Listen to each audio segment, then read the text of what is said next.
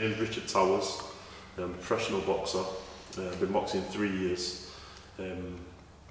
Not mean to glorify anything, but I'm fresh out of prison. I served 13 years for false imprisonment and kidnap.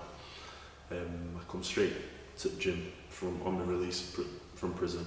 The second day I was out actually, and I've just stuck to the game. Just completely and utterly transformed my life. You know, listen to the people what know best, such as Brendan, Dom, a few other people what have helped me along, including my family. But basically, you know, I've a lot of time I've been on camera, and people ask me what do you think it's taken to get to where you've got, and I can take credit for doing as I'm told and turning up on time, not missing a session, but that's all it's down to. I do as I'm told to the key, and it's basically working.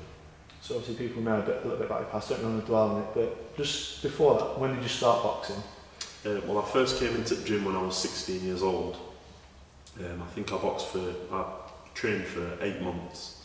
I started to improve on a number of things, what Brendan showed me, you know, footwork, sparring, pad work, different things. We were cleaning up around place, picking bits of litter up, which we still do today, cleaning up around church, helping older people with the gardens, etc.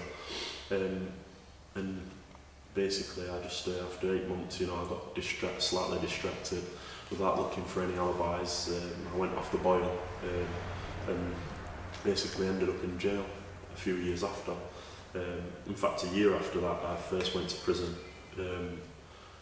for 2 attempt murders, and then I got locked up for, I got released on acquittal, and then I got locked up for an attempt murder, and just after that, basically all mainly violent related, you know, and what a lot of people don't seem to understand is it were down to a number of things. Number one, not having the right guidance. Number two, smoking cannabis, drinking here and there. I never was the heaviest of smokers and I never was the heaviest of drinkers, but one of the things I've learned is that you don't realise, it's so dangerous because you don't realise the effect it's having. And that's basically where I went downhill. I first went to prison for a serious nature of crimes, but mainly violence related, and it just went downhill from there basically. And Brendan he'd come to my house, he'd ask people where I was.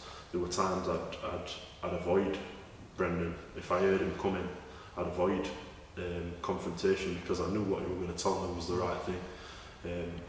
And I don't understand why I didn't want to hear that, but I think like a lot of kids today, I was distracted by the smaller, less important things such as peer pressure, going out with my mates and getting into little bits of mischief, when my saviour basically, it's been proven, was right at my doorstep sometimes, and I were avoiding the right thing basically. We spoke to a lot of people in boxing the community, and yeah. People saying, you know, it's getting kids off the streets doing that. You know, just tell us a bit about what the sport has done for your life, how you turned it around, and how it can help. See, I don't mean to put anybody down at all, but if people said to me, "I box," I'm absolutely fascinated as to why people don't come to this gym, because this gym, I can only tell you about this gym. I know there's other people done well in other gyms, and I'll never put anybody else down. It's all credit where credit's due. But one of the things I can tell you about this gym is the results speak for itself, you know, for themselves. But Brendan's developed different techniques. What developed concentration, we developed coordination, such as the lines technique, such as going out and speaking to random people about yourself, standing in front of a crowd, talking about yourself for 3 minutes. These little things like this, you wouldn't think they'd play a relevant part in development, but in actual fact, it's the mentality of becoming successful in this sport. It's developed in such ways as, like I said, going out talking to different people, concentrating on lines, taking bits of literal. You know, you wouldn't think it'd be relevant, but every technique used by Brendan, it's all proved. It works because it's worked on yourself. You know, I never used to see sense in a lot of stuff Brendan told me to do, but you just give it time, stick to it, concentrate on what you're doing, and just listen, and it works out.